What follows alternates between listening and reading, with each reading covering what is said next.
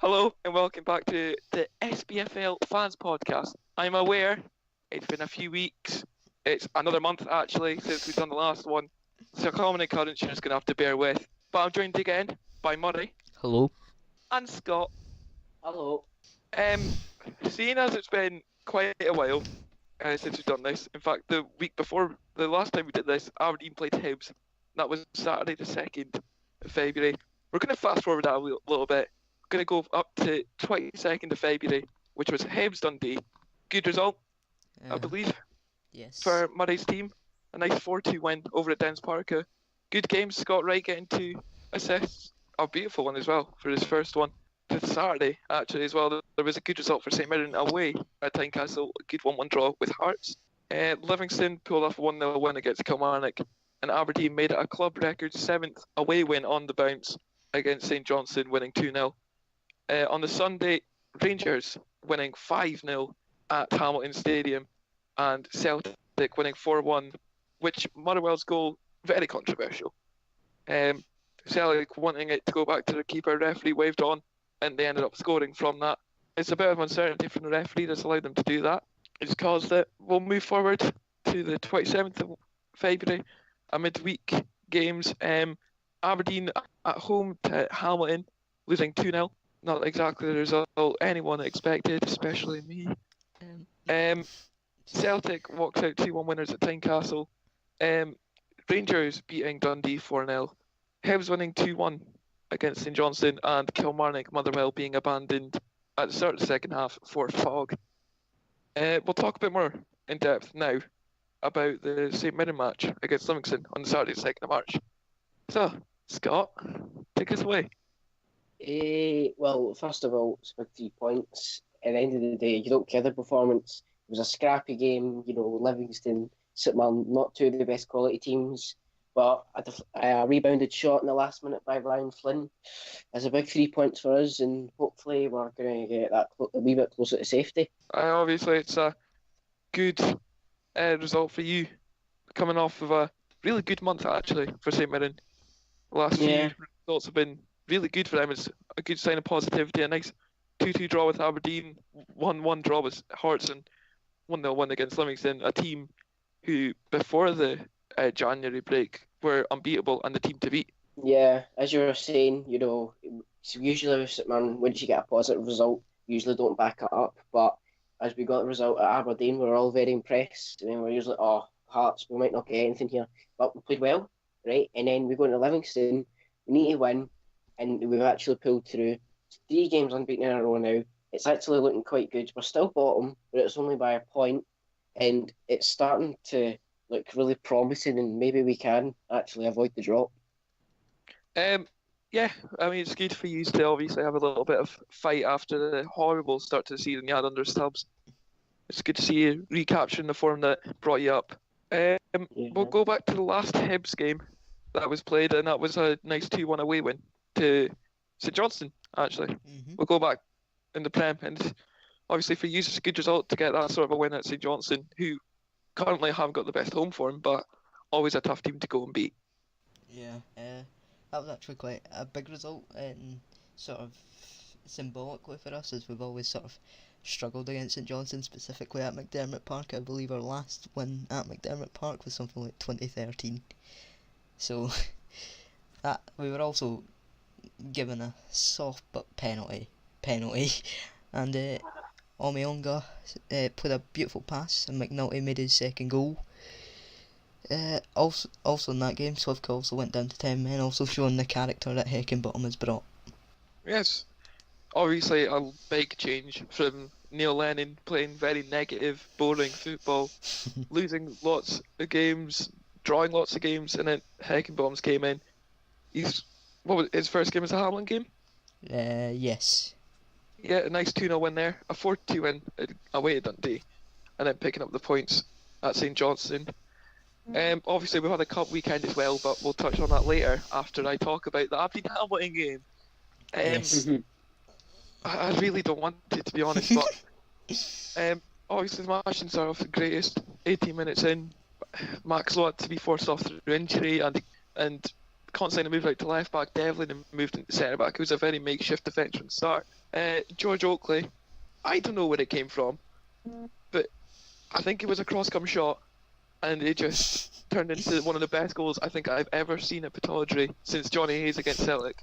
Okay. And then in the second half, we just made Mikael Miller look like he was Lionel Messi.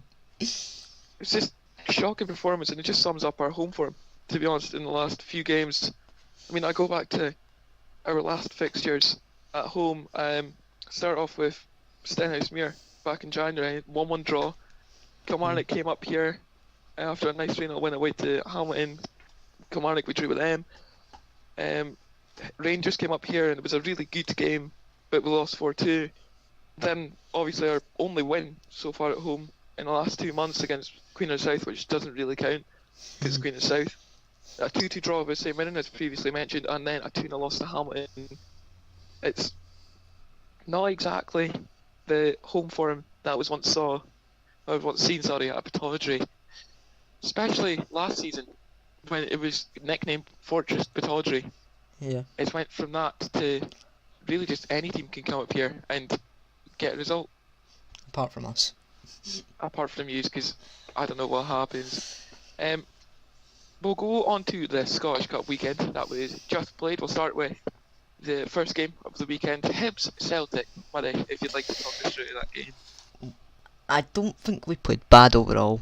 Celtic were just quality that game, and they really started to show. And one thing that let us down was we stopped pressing late on, which obviously leads to both goals, as Milligan fails to press up to Forrest and our whole defence failed to press up to Brown. But again, I don't think the only complaint is we were maybe a bit too negative for a cup game. Like, I would have preferred to have a goal with them, but we did play great football, especially on the counter. We played some lovely one-touch football, but we just weren't able to get that one chance or two chance, if you know what I mean. Yeah. Obviously, it was a very tight game up till about James Forrest's goal. It's like even people were saying Hibs are the better team up to that point, and it's unlucky for he's not to have walked away with a good result against a new managed team under Neil Lennon, the ex-Hibs manager, has returned to Easter Road. Yes. Ended up in a feisty win. There's disrespect from both him and Scott Brown, actually. So if you want to go ahead and have a little rant, I mean, you might as well at this point. The thing about Scott Brown's one is we literally made him. Like, as a footballer, Hibs was literally his last resort after he got dropped by Rangers as a kid. So that one frustrates me more. Obviously, Lennon's a big Celtic man. I still found it a bit wrong to do the Ear Cup in front of our support, especially after, I guess that was the first time we'd ever sort of gave him some sort of abuse in the last 2.5 years. Even when we were playing bad, still half our support was backing him. Whereas some were wanting the change, we got the change. I think we played better. But the Scott Brown one really annoys me, as the fact that he grew up a Hibs fan. He played for us. He's our highest ever fee received, and he also gave us money from his signing on fee. So like, what's happened between then and now? It's just football, really. His celebration, the one that he did against, it's just, that's what he does against any other team. Yeah, I get that, but it's also like, it makes me a wee bit uncomfortable as well, seeing one of our former players do that.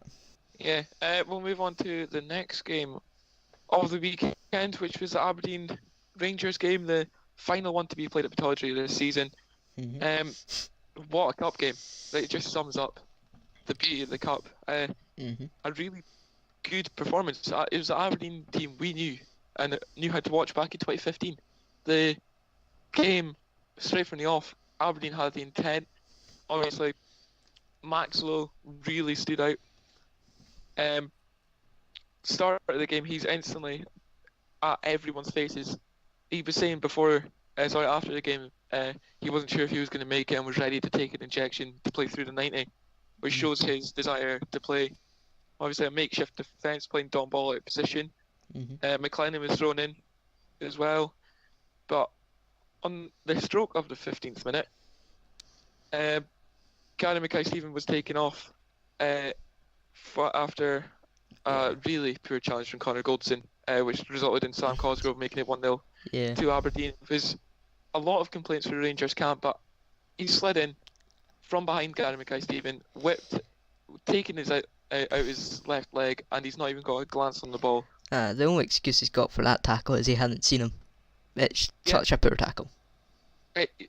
I'm surprised he didn't get booked for it, because it's feet off the ground into his Achilles, and that's a sore one to take. Obviously, we're not sure what Gary's injury is at the time being, but I believe the Premier commentary was saying the Aberdeen staff don't think it's as bad, but they still don't have really a big clue.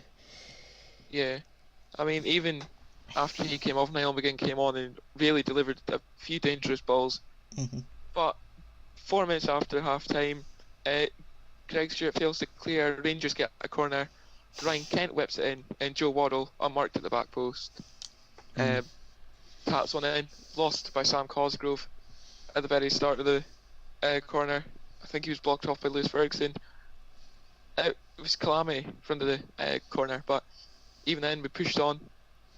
Really managed to press the Rangers, kept us going. 2 or 3 chances cleared off the line and saved. Morelos finally, I have to applaud you, managing to stay on for a full 90 minutes for the first time of the season against Aberdeen. And he was walking on a tightrope for the best part of the game. He got booked for diving 15 minutes in. He had a couple incidents as well. Yeah, he could have been sent off, but his dive, God, if this was a few years from now, like they do in English football and give a red card for dives, that was shocking. 5 seconds after Constantine last made contact, and he goes down. Kevin Clancy knew exactly what was happening, but I do love his reaction. Putting his head into the ground and looking back up to the Rangers support to see what he'd done wrong. Like they're going to do anything, Alfredo. We'll keep on going to the cup though. The championship tie, Dundee United Inverness. Dramatic game as always. Didn't expect anything different. It was an alright game. All to be said, and Don's last minute winner really capping off what sort of a game it was. Very scrappy. Yeah. And the Partick Hearts game, a 1-1 draw there at Firhill. The replay to be played same time as the Aberdeen Rangers one on Tuesday, 12th of March. The Partick game was just not that great, really. I don't know. Ironically, the one game I didn't watch. It was just really was not the greatest performance from Hearts. Really scrappy. It's the definition of Scottish football, really, just hit and hope. Obviously, the Hearts Partick game will be played at Tynecastle. The Rangers Aberdeen game to be played at Ibrox on the 12th of March. This time, well, on Tuesday next week. We'll go over to the Brendan Rodgers Neil Lennon situation.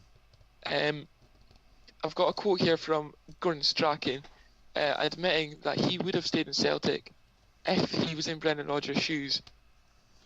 Obviously, Brendan Rodgers leaving for Leicester after promising Celtic fans that he was a Celtic fan and would stay for 10 in a row. Don't think it's worked out that way, and it's came with a lot of social media backlash. Yes, you can say that. I mean, I've never seen that bad a backlash, and things could only get worse for him after his result against Watford, a 2-1 loss on his managerial debut for Leicester. Yeah. Not the greatest. Obviously, he was replaced by ex-Hibs manager Neil Lennon, whose first game back was a good win. Well, a good game, really, overall against Hearts. And then followed up by a win against Hibernian, his old team, which obviously we've talked about earlier, caused a lot of disrespect in the camp. Now, we're going to go on about Hibs results, Muddy, so if you'd like to go on about that. We starting from the Hamilton game? Or the Dundee? We'll start from the Hamilton game. The Hamilton game was one of those games where you know you should have won by more, but you're fine to take the 2-0 win, if you know what I mean. It's like, just, especially considering the fact Heckingbottom literally came in, I think it was the Wednesday that week. He literally had like 2 days with the squad, so happy with that one. Then the next week, went to Dundee. We played very well for 60 minutes, but as soon as Mallon hits it top corner, the team shut off, and it was kind of worrying, especially with the two disallowed goals, sort of highlighting the fact that we need to stay focused. I actually remember, like, sort of just like, Hibs, we need to press out to them, and that second goal going in, and I was fuming because I could see it for the last 5 minutes, it was coming. And then there was the St Johnstone game, which we've already talked about, and yeah, that was a different, we managed to keep going, especially with 10 men, and we got that late winner, and it's finally nice to win there. Scott, if you'd like to take us through the statement results while we're on about our team's results. Well, we'll since we went over, we'll just quickly go back to the embarrassment. It was the Dundee United loss at home. We had 10 men, we were at the Cup. I thought, well, certainly we're going to have to go down now. Yes, there's a team from below us in the Championship. They did spend more money as in January, but still, we should be beating them at home. We went with Aberdeen away, which we've mentioned. You know, you're not expecting anything, but it was a good result up there. I wasn't expecting it, and it showed that, you know, we actually can do something. Even though Aberdeen have some tragic home form right now, at least we're showing something. Then Hearts away, again, you know, all you're linked to do is consistency. We played really well again. We should have won, but we unfortunately didn't. But a point at Tynecastle I'll take any day of the week. And then we've already went over Saturday. A crucial win, a big win, and it shows that we actually do have the ability to stay up. Go over the Aberdeen results then. As previously mentioned, a horrid time at home recently. As I've already said, was previously nicknamed Fortress Pittodrie. It's basically Sandcastle Pittodrie now. I'll start at this Queen of South game, a nice 4-1 win. All goals coming in the second half. Queen of South's goal though by Dobby. Some hit. You have to applaud it. 30-something yards out, top corner.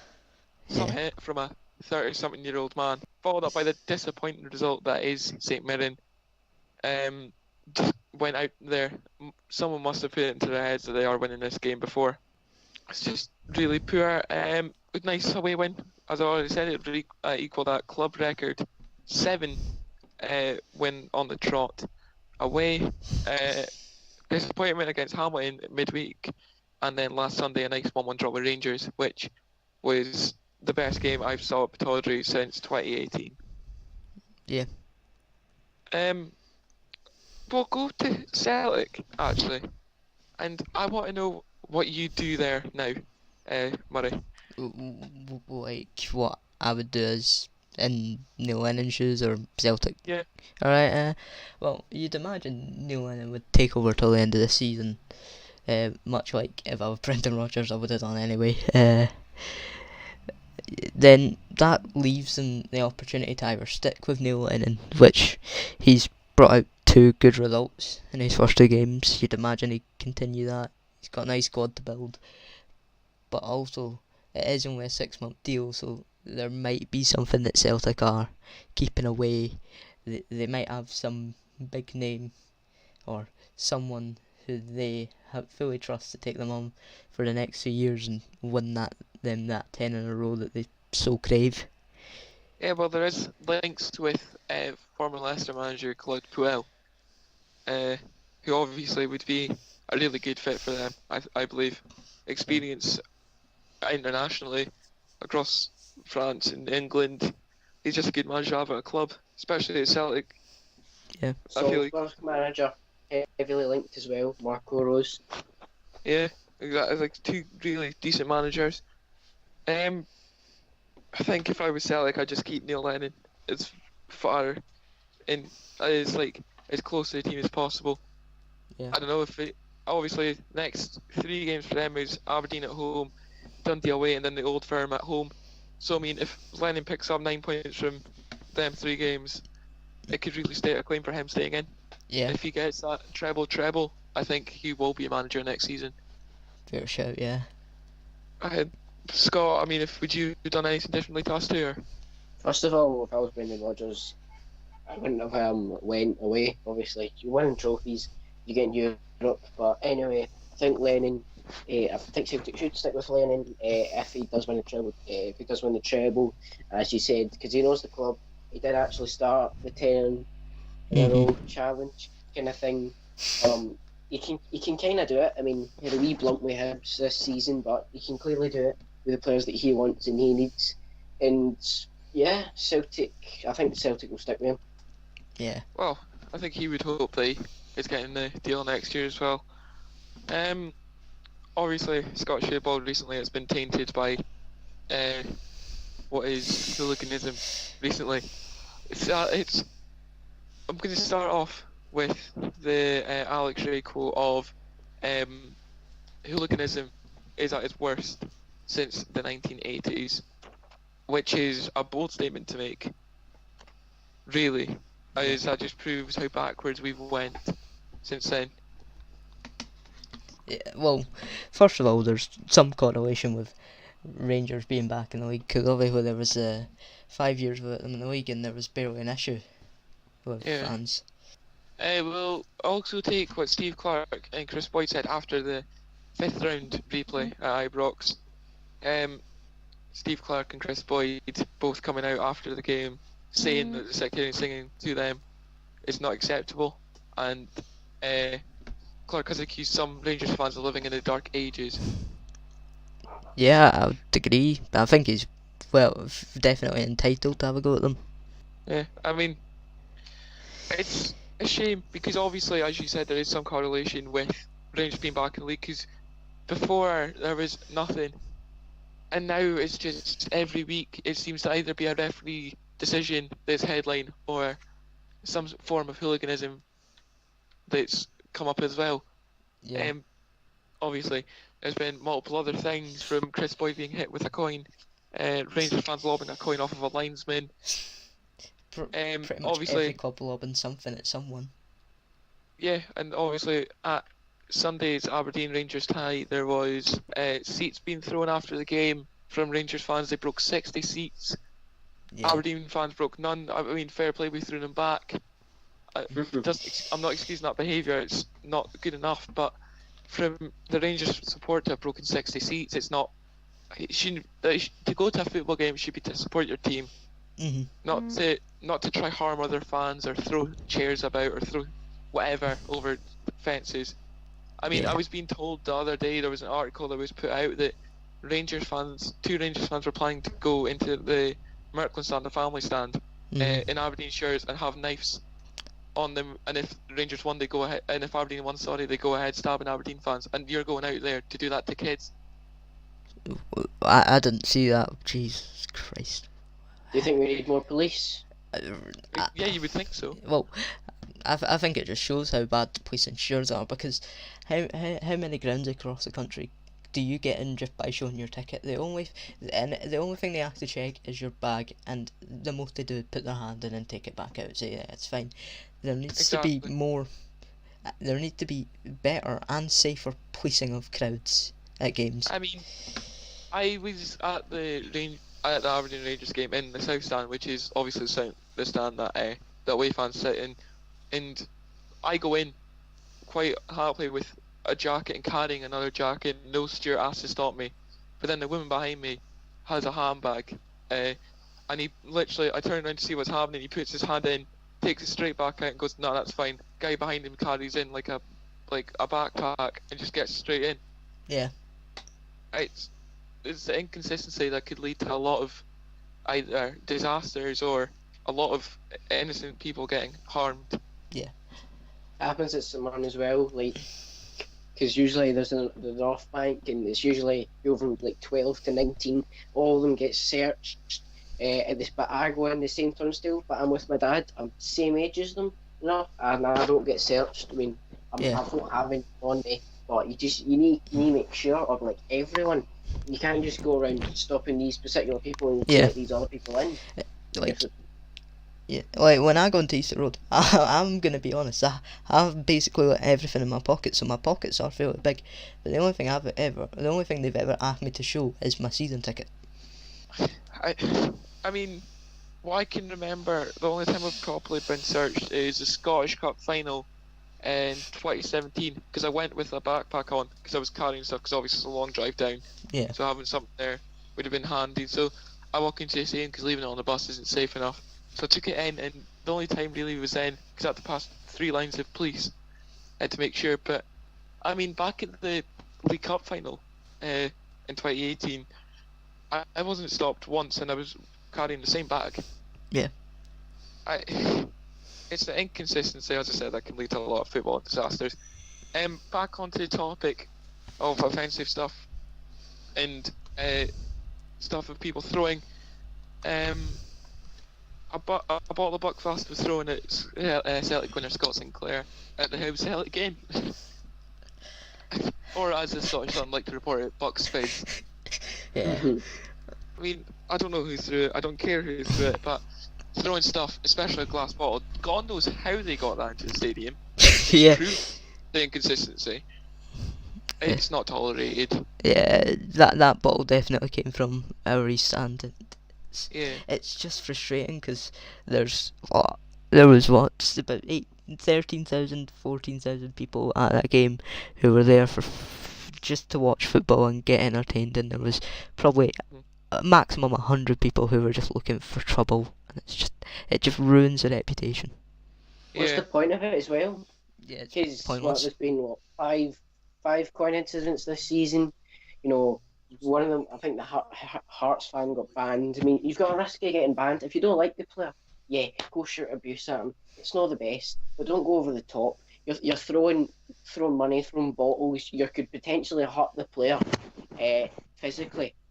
So yeah, you're going on about hurting a player. Physically, the Rangers fan who threw I think it was a 50p coin off the back of the linesman's head. It split open. Yeah. Yeah.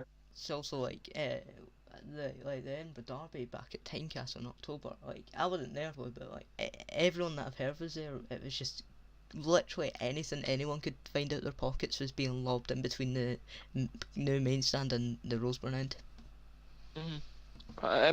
Back off of people throwing stuff. Obviously, Aberdeen fans in Section Y in the South Stand held up a banner. I'm not going to try to pronounce it. Basically, the rough translation of it from the Spanish text was "Morelos, your mum is a mattress." Obviously, on Twitter the same day, I saw pictures of it, and Rangers fans calling it racist. It isn't. It's just written in Spanish. Yeah. I've seen Or people Colombian. call it sectarian. In no way is it sectarian. And people are saying an Aberdeen have launched a probe to investigate it. I mean, fair enough, it's a banner and it offends a player, but this is the sort of stuff that gets shouted from the stands. Yeah. Does it matter if it's on a banner? Probably not. It's not done anything to Morelos. It's definitely not showing him that he's being obviously targeted. I mean, he is, but it's not like anything really offensive. It's also like a your mum joke. It's like the most basic joke in human history. Yeah. Yeah, like all clubs are against banners that have anything bad. Like someone last season, we had a couple of good displays. You know, champions, Morton. We had one that said Morton like scumming that. You know, that got took down. We got into trouble this season. We done fans not criminals. They got took down. We got into trouble. I don't get the point if you're just trying to prove a point. But this one, there's literally no harm in it. It was just for a laugh. I don't see Morelos greeting when he gets home at night going, "Oh no, they called my mum a cushion thing that we sleep on." I don't see he's going to get offended on it, but honestly, it's just ridiculous, all of it. I mean, it's just sort of... Obviously, the Daily Record have called it a distasteful sign. Fair enough, it's distasteful, but it's something you'd see on a P5 playground. Yeah. It doesn't really matter to anyone. But I think we're just going to go on to fixture list for this week. We'll start off with Aberdeen Celtic at Celtic Park. The biggest game of the weekend, in my opinion. Not a biased opinion, I think it is the biggest game of the Well, up there with us weekend. Rangers. Obviously, yeah. Hibs Rangers is the first game of the weekend, obviously taking part on Friday at Easter Road. Celtic v Aberdeen is the first game on Saturday. That is kicking off at the same time as Dundee Hearts, Livingston St Johnstone and Motherwell Hamilton. And finally, to cap off the match week, St Mirren host Kilmarnock on Monday the 11th of March. I mean... I'll do predictions quickly. Yeah, Murray, you go for your Hibs one. Oh, I don't know whether to go confident or pessimistic. I'm kind of in the middle of both. I think it will be 1-1. Scott? Well, for the St Mirren game, Kelly aren't in good form. We're in good form. But you never know with St Mirren. I'm also going to go away a 1-1 draw for St Mirren. Obviously, Aberdeen's away form this season has been very good, and I believe after the game against Rangers, I believe we can just sneak a draw, so I'm going to go 1-0.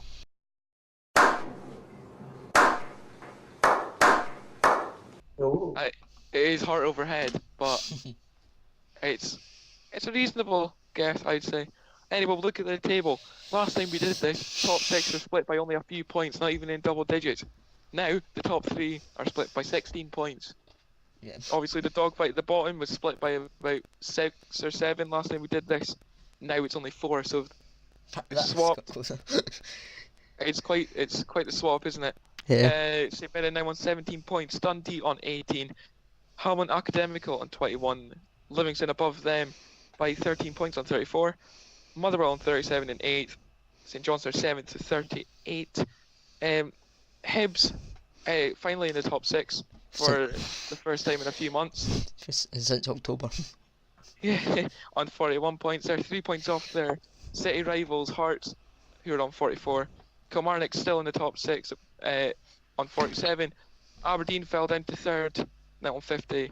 And the top 2 are the Old Firm Rangers, 2nd with 58. And they're separated by 8 points, with Celtic leading top with 66 points. I think that'll do it for the first episode in a month. Yeah. Again, for the SPFL Fans Podcast. I'd like to thank Murray and Scott for being here again with me.